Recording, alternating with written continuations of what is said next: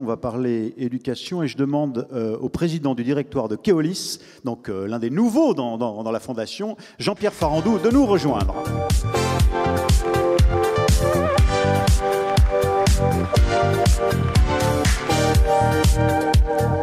Alors Jean-Pierre, prenez un micro si vous voulez bien, mais d'abord Marianne, un petit rappel sur l'éducation dans la fondation, un de ces trois terrains privilégiés. L'idée c'est toujours la fragilité. La difficulté, essayer d'aider ceux qui aident d'ailleurs, ceux qui sont plus fragiles parmi nous, à rejoindre vivre ensemble. Oui, tout à fait. L'éducation doit donner à chacun les moyens de grandir, de penser, de construire son avenir. Lire, écrire, compter, utiliser Internet sont des savoirs indispensables, des compétences de base pour comprendre le monde et être compris des autres. Vous le savez certainement, 140 000 jeunes sortent du système scolaire chaque année sans diplôme. 2,5 millions de personnes, oui, 2,5 millions, sont encore en situation d'illettrisme en France. C'est insupportable, vous le reconnaîtrez. Et donc ces handicaps freinent l'intégration, bien entendu, et exposent à toutes les influences. Alors la Fondation SNCF est engagée depuis 6 ans dans ce combat contre l'illettrisme. Elle a un appel à projet annuel qui a récompensé plus de 1000 associations. Elle a aussi des partenaires dans la durée, des structures qui vraiment nous accompagnent. En premier lieu, bien sûr, l'Agence nationale de lutte contre l'illettrisme, mais aussi la FEV, Lire et faire lire, Coup de pouce clé, et plus récemment, Simplon pour l'usage du numérique. Vous le voyez, c'est vraiment important de pouvoir poursuivre ce travail. Donc, dans l'avenir, nous allons continuer et renforcer cette action sur la maîtrise des savoirs de base. Mais nous allons y ajouter quelque chose très rapidement qui nous semble très important. Parce qu'il faut aussi, et Alain Bentelila le rappelle souvent, apprendre à se concentrer, à raisonner, à questionner pour développer l'esprit critique. Et donc, nous allons soutenir des actions à caractère scientifique et technique pour stimuler la réflexion, pour cultiver le doute, pour s'interroger. Et donc, par exemple, Scientibus, il est quelque part par là, c'est un bus qui sillonne les territoires pour aller au plus près des jeunes. Il rencontre 3500 jeunes par an pour éveiller leur curiosité et le goût aux sciences. Il est en ce moment dans le Limousin. On connaît l'attachement de l'univers de la SNCF, et pas seulement de ses ingénieurs, à la technologie, aux mathématiques, aux sciences tout simplement. Et parfois, en France aujourd'hui, c'est en désuétude ou en perte d'intérêt parfois. Et donc, vous voulez, sur ce point aussi, et on revient à l'illettrisme dans un instant, mais vous voulez aussi agir. Alors, Jean-Pierre Farandou, on peut rappeler à ceux qui ne connaissent pas forcément Keolis que vous êtes un des grands acteurs mondiaux, donc filiale du groupe, un des grands acteurs mondiaux de l'exploitation, de la maintenance de réseaux de transport urbain, des bus, des tramways, par exemple, dans le monde entier. Je vais pardonner les chiffres, mais vous travaillez avec des collectivités locales, évidemment. Aujourd'hui, l'éducation, pour vous, ça a un sens particulier? C'est une valeur, un élément clé dans le monde qui est le vôtre? Oui, c'est très très important. Pour moi, l'éducation, c'est l'anti-exclusion. Voilà, si vous n'avez pas un niveau d'éducation suffisant, ben, vous êtes exclu de la société. Et la première des exclusions, et ça a été rappelé par Marianne, c'est la maîtrise de la langue. Si vous ne savez pas lire, vous avez un problème. Et il y a beaucoup de gens qui ont des problèmes. Il y a l'illettrisme accentué, mais des gens en difficulté avec la langue. Les enquêtes que nous faisons, on en fait beaucoup chez Keolis pour comprendre comment les gens se déplacent et pourquoi ils se déplacent. Les résultats, c'est autour de 15%. C'est-à-dire que, alors, on n'est pas représentatif, nous, ici, bien sûr, mais on n'est pas représentatif de l'ensemble de ce qui se passe dans notre société, française ou ailleurs. Et donc, 15% des gens qui vivent sur notre territoire, en gros, ne savent pas lire ou pas bien lire. Ça veut dire quoi? Ça veut dire que toute l'information, par exemple, écrite que nous faisons dans nos réseaux, les plans, les brochures, ça ne sert à rien, ils ne savent pas lire. Ça veut dire que quand vous êtes demandeur d'emploi, que vous avez rendez-vous chez un employeur, comment vous faites? Vous ne pouvez pas emprunter le réseau. Alors, vous avez un ami la veille qui vous emmène, qui vous indique où monter ou où descendre. Et pour vous en souvenir, vous comptez le nombre d'arrêts. Ou alors, vous demandez plusieurs fois. Et vous avez un peu honte de demander, ce n'est pas facile. Voilà. Donc, l'illettrisme, c'est l'exclusion. Ça peut aller jusqu'à une dévalorisation de la personne qui ne se sent pas capable de s'intégrer. Donc, c'est absolument clé, c'est fondamental. Je rappelle d'ailleurs, quand on tire la pelote, que le digital, n'en parlons même pas. Le digital, c'est des touches et des lettres. Les gens, ils ne connaissent pas les lettres, donc ils ne connaissent pas les touches. Voilà, donc il faut bien se rendre compte que c'est une des causes, et je suis à l'éducation de base là, hein, je ne suis même pas sur des niveaux d'éducation très élevés. Donc cette cause-là, elle est essentielle. Ça ne sert à rien de parler de République. On a des gens qui ont œuvré pour la République dans la pièce et qui continuent à le faire. On ne peut pas être citoyen si on ne sait pas lire, on ne peut pas être citoyen si on n'a pas un niveau d'éducation suffisant.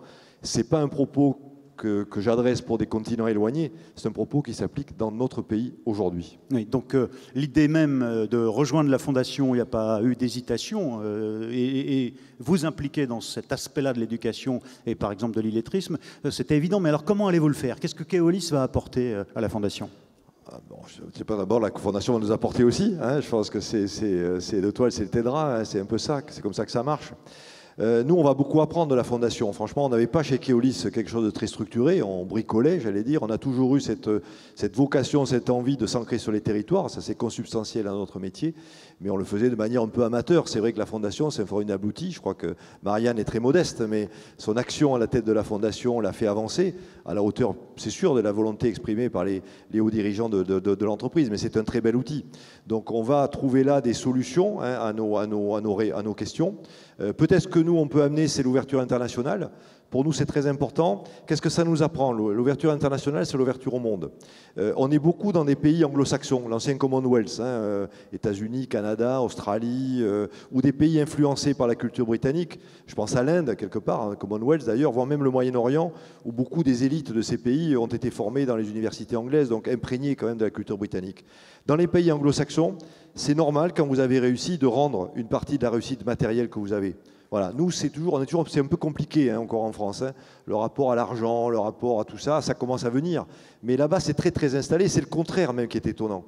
Vous ne pouvez pas être intégré dans la vie sociale de ces pays anglo-saxons si d'une manière ou d'une autre, vous ne participez pas à redonner un peu de la richesse que vous avez pu créer. Et c'est vrai qu'une action de type fondation est particulièrement adaptée. Donc pour moi, la fondation sera un outil précieux pour mieux nous ancrer dans ces territoires à l'international. Mais du coup, je me tourne à nouveau vers Marianne. C'est au fond cette dimension, on a vu le Maroc sur la carte, cette dimension internationale, c'est une sacrée ambition. Et c'est un sacré appui aussi que l'arrivée de Keolis dans la Fondation. Mais Keolis, qui est déjà le fleuron, hein, du groupe SNCF avec Géodis, va nous permettre d'aller à l'international. On n'aurait pas pu y aller sans Keolis. Donc voilà, c'est nous qui allons apprendre et allons s'installer donc avec Keolis. Mais alors, un petit peu plus concrètement, Jean-Pierre Farandou, vous avez une politique, comme beaucoup d'entreprises, de RSE, responsabilité sociale et environnementale. Ça s'inscrit dans ce contexte, la Fondation. Comment est-ce que ça va être, l'un et l'autre, ça va être cohérent? Oui, alors nous, on a un plus pour cette politique. Oui, c'est plus qu'un plus, c'est le cœur, quoi. On a le même métier, c'est pour ça que ça nous rapproche. On est dans le groupe de la mobilité publique. Nous, on est des délégataires de services publics, mais il y a le mot délégataire, il y a le mot service public. Peut-être que notre maille à nous, elle est encore plus fine que celle de la SNCF, parce que la maille de Keolis, c'est la ville, c'est le quartier. Hein, c'est presque le pâté de maison. Hein. Nous, la localisation de l'abribus par rapport à la maison de retraite, on y passe des heures et des heures à en discuter. Hein. C'est du micro-marketing parce que c'est du micro-comportement. Nous, l'ancrage du territoire, c'est absolument central. La RSE, on la doit aux gens qui nous font confiance, on la doit à nos riverains, on la doit à nos salariés, on la doit à ces territoires. Et là encore, on est très très intéressé par toutes les actions déployées par la Fondation. Ça donnera de l'impact. Je crois que ce qu'il faut pouvoir combiner pour une entreprise comme Keolis, c'est beaucoup d'initiatives locales. On doit rester local parce que nos clients sont locaux. C'est des collectivités locales, ça porte bien son nom.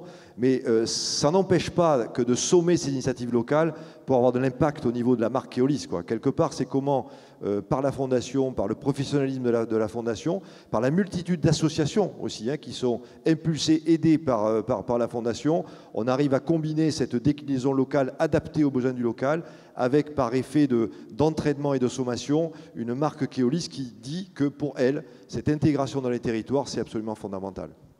Alors, on pourrait penser que l'éducation, c'est vieux comme le monde et qu'au fond, maintenant, les méthodes n'évoluent pas, mais en réalité, il y a une capacité à réinventer l'éducation, son action en permanence. On va le voir immédiatement avec cette formidable idée développée par le linguiste Alain Bentolila, qui est avec nous et qui va nous rejoindre dans un instant. On va le voir en image aussi tout de suite, mais d'abord, donc, il faut que nous accueillions ce professeur au Collège de France, ce linguiste éminent qui nous passionne, parce qu'il est passionné par ceux qui apprennent et par ceux qui parlent, le professeur Alain Bentolila, que je vous demande d'accueillir s'il vous plaît.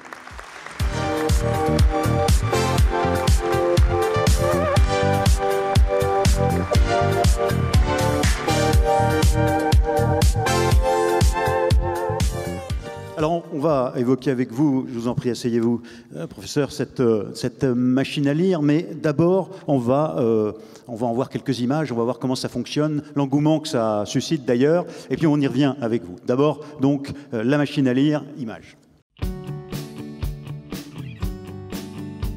Pour un atelier lecture, l'entrée en matière a de quoi surprendre.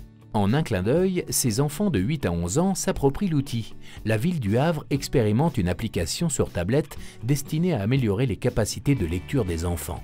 La machine à lire permet d'alterner des phases d'écoute et de lecture d'une même histoire. Cette méthode du linguiste Alain Bentolila a été expérimentée dans plusieurs centres sociaux du Havre depuis 2 ans. Les appréhensions des enfants se sont dissipées au fil des séances. Des trucs difficiles pour moi, c'est les mots. J'arrive pas à lire les mots. Lesquels? Quand ils sont très longs. Souvent, c'est ça qu'on entend, c'est le livre il est trop gros, je vais pas réussir à lire. Là, le fait qu'on puisse écouter, ça fait aussi une période de repos, c'est ludique. Et puis, derrière, on relit, mais on sait qu'on va pouvoir se reposer à un moment donné. Les progrès, directement mesurés par le logiciel, doivent aussi au débat qui suit systématiquement chaque lecture, manière de s'assurer que le texte a bien été compris. L'expérimentation menée au Havre, en dehors du temps scolaire, intéresse l'éducation nationale. La machine à lire pourrait à terme s'inviter dans les écoles. Professeur, comment vous est venue l'idée d'abord? Parce que vous êtes un homme du livre, oui, évidemment. Donc. Moi, je dirige un gros laboratoire d'une vingtaine de personnes. Donc, en général, je ne dis jamais je dis nous, parce que les gens qui travaillent avec moi, quelques-uns sont ici ce soir d'ailleurs, sont co-responsables de ce que nous faisons. Mais pour la machine à lire, c'est vrai que c'est mon idée. Voilà. Ben, écoutez. C'est-à-dire que je me suis levé un beau matin et je me suis dit, il y a quelques années que je tourne autour d'un même problème, qui est la question de ce qu'on appelle les peu lecteurs.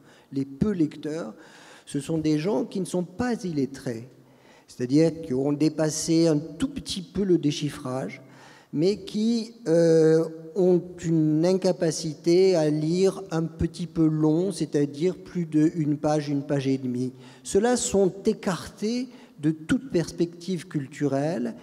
Ils n'entreront jamais dans un livre. Et donc, à ce moment-là, je me suis dit, qu'est-ce qu'on peut faire ?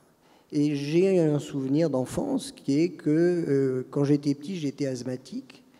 Un professeur de gym m'a traîné sur le terrain de sport et m'a commencé par me faire marcher, puis courir un peu. Puis quand j'étais essoufflé, il m'a dit maintenant, reviens à la marche. Et puis on a recouru et puis on a marché. 2 ans après, j'ai commencé mon premier 5000 mètres en compétition. Alors, ça ne veut pas dire que ça 5000 pages, alors. Ça marche toujours. C'est pour amener les enfants à 5000 pages. Je me suis dit, il y a là quelque chose. Et donc, l'idée de cette alternance entre l'écoute, j'écoute le début d'une histoire, puis on me dit maintenant, il faut faire l'effort de lire toi-même. Et je passe un contrat avec cette machine. C'est-à-dire que si je suis au niveau 1, je lirai 3 pages nécessairement. Au niveau 2, je vais en lire 6. Au niveau 3, je vais en lire 8. Quand j'ai rempli ce contrat, j'ai le droit, si je suis fatigué, de revenir à l'écoute. Si je ne suis pas fatigué, je continue et j'ai du bonus et ma courbe monte. À la fin d'un livre, il y a une bibliothèque d'une 50aine de livres aujourd'hui, à la fin d'un livre, il faut que ce néo-lecteur-là puisse avoir un score de 70% de lecture pour 30%, c'est le minimum, 30% d'écoute. Donc c'est pas une machine complaisante, c'est une machine exigeante. Elle tire. Hein. Ce que je veux, c'est qu'il arrive à lire lui-même. Je dirais même plus, ce que je veux, c'est qu'il quitte la tablette à un moment donné et qu'il ait envie d'aller chercher le livre lui-même. Et au Havre, par exemple, notre ami Édouard Philippe a décidé de mettre dans toutes les bibliothèques du Havre 3 exemplaires des 50 livres de la bibliothèque. Et on amène... Et puis, alors, comme ils en ont lu un certain nombre, il y a cet apprivoisement du livre, même pour ceux qui sont complètement en dehors du... Voilà. Pardon, j'étais un peu long, mais il fallait l'expliquer. Ça vaut la peine. Il y a à la fois donc, le maintien des mots, comme le disait cette petite fille, la dimension ludique, c'est presque un jeu de faire un score, une exigence, vous l'avez dit, en même temps le confort de l'écoute, on se fait raconter une histoire, donc cette dimension magique auquel on n'était pas associé quand on lisait pas finalement, et à la fin, ça donne quoi? Alors, ce qui est important, c'est de bien comprendre que là, on est sur l'endurance. Mais si vous ne mariez pas la pédagogie de l'endurance, c'est-à-dire lire un peu plus long que ce que vous faisiez d'abord, avec la pédagogie de la compréhension, vous n'avez pas rempli votre mission. Et donc, si on prend un ouvrage de la machine à lire, 5 fois au cœur de l'ouvrage, il y a des extraits qui font l'objet d'ateliers de compréhension de texte. Et ce qui est très intéressant, c'est qu'on quitte alors l'écran. On se retrouve à 8 ou 10 avec l'éducateur ou l'enseignant qui alors là va apprendre à ses enfants à comprendre. Comment est-ce qu'on comprend? En 2 mots, c'est simple. On comprend lorsque l'on arrive à négocier entre ses droits d'interprétation et ses devoirs de respect du texte. Ça dit comme ça a l'air simple. C'est pourtant la chose la plus difficile qui soit. Parce que soit on est trop respectueux d'un texte et alors on ne comprend rien. C'est-à-dire on n'ose pas comprendre. Il n'y a pas d'image, il n'y a rien. Soit on est tout puissant et alors le texte passe à la trappe et on invente n'importe quoi. Cette capacité d'inviter des enfants chaque semaine à un atelier de compréhension de texte est pour moi la meilleure réponse à la bêtise meurtrière. Alors, Marianne, comment vous soutenez cette initiative? Cette machine à lire est une petite révolution, il est modeste, Alain, et donc on l'a soutenue dans la ville du Havre, et ce qu'on souhaite, c'est tout simplement qu'elle l'essaime partout en France. Donc on va le soutenir. Un mot peut-être, professeur, sur l'enjeu, l'illettrisme. On connaît votre militantisme, votre action pour lutter contre ce fléau, mais tout de même un mot sur sa réalité aujourd'hui. Mais vous savez, moi, enfin, ça ne me rajeunit pas. 1990, j'ai commencé à mener un certain nombre de recherches. On a été la première équipe à mesurer l'illettrisme. Et je me souviens bien qu'en 1995, quand j'ai vu Jacques Chirac et que je lui ai dit « Monsieur, il y a environ 11% de Français francophones illettrés », il ne m'a pas cru d'abord et il est devenu furieux ensuite. Et donc, l'illettrisme, vous le disiez très justement tout à l'heure, l'illettrisme, ça n'est pas juste le fait de faire des fautes d'orthographe. Ça n'est pas ça, l'illettrisme. Ça n'est pas le fait de faire des fautes de grammaire. L'illettrisme, c'est cette incapacité d'imposer sa pensée à l'intelligence d'un autre et de recevoir la pensée d'un autre dans sa propre intelligence sans la trahir. C'est ça, le fait de ne pas être illettré. Et donc, derrière cette bataille pour apprendre à comprendre, ça veut dire quoi? Ça veut dire que je voudrais que, vous savez, on a vécu des choses terribles. Comment répond-on à la folie meurtrière? On répond en faisant la guerre, on répond en multipliant les précautions, les policiers. Mais on se bat contre des gens qui n'ont pas du tout la même conception du temps, de la vie et de la mort que nous. Donc nous perdrons à terme, même si nous y mettons les moyens. Notre seule chance, et je vous le dis avec toute la solennité nécessaire, notre seule chance, c'est que l'intelligence aiguisée de nos enfants serve de rempart à la folie meurtrière. Et quand on lutte contre l'illettrisme, je crois que l'enjeu fondamental, il est là. Alors, vous étiez assez visionnaire parce que je crois que c'est 96, vous avez publié un livre qui était intitulé « Comment on est devenu aussi con ?» Bon. Celui-là, c'est de l'an dernier. J'ai attendu assez longtemps quand même pour faire. Alors, c'est le début de votre combat, 96, et en effet, l'an dernier, le livre. Et alors, du coup, vous êtes... c'était de l'illettrisme en général et de l'école en particulier. J'ai confondu les deux. Sauf qu'au bout du compte, vous prouvez votre optimisme, puisque vous avez sorti aujourd'hui, reprenons nos esprits. Voilà. Le volet suivant est positif. Plus positif que... Voilà. Cette machine, simplement, sa diffusion en France, d'un mot, une phrase, simplement. J'ai eu la chance, si vous voulez, d'entraîner Najat Vallaud-Belkacem au Havre. Elle a trouvé ça vraiment intéressant. Donc, ça a donné encore plus d'ampleur. On est aujourd'hui sur une perspective de 7 ou 8 communes et d'une dizaine d'académies en France qui, dès la rentrée 2016, vont, mais j'insiste, vont travailler avec la machine à lire sur la pédagogie de la compréhension. On n'a pas lancé un gadget, c'est gratuit. C'est important de dire que c'est gratuit, hein, c'est important. Et donc, on espère simplement, au fur et à mesure, avoir la possibilité de suivre les choses. Parce qu'il ne s'agit pas d'étendre de façon brutale, en laissant les choses aller. Il faut que nous soyons capables de former les gens, de les suivre, d'analyser, d'évaluer, etc. Et on a vu dans les reportages et dans celui-là aussi le résultat, la passion des enfants. Un mot peut-être sur la façon, merci professeur Bentolila, mais la façon dont Keolis est lié à travers la présence du public, le contact de vos conducteurs avec le public, à ce souci de pacifier, d'entretenir un contact où on se comprend, puisque le premier souci, c'est quand on ne se comprend pas. Oui, ben le vivre ensemble, nous, c'est une réalité quotidienne, puisque c'est quoi un bus, un tram, un métro? C'est 50, 100, 300 personnes qui vivent ensemble.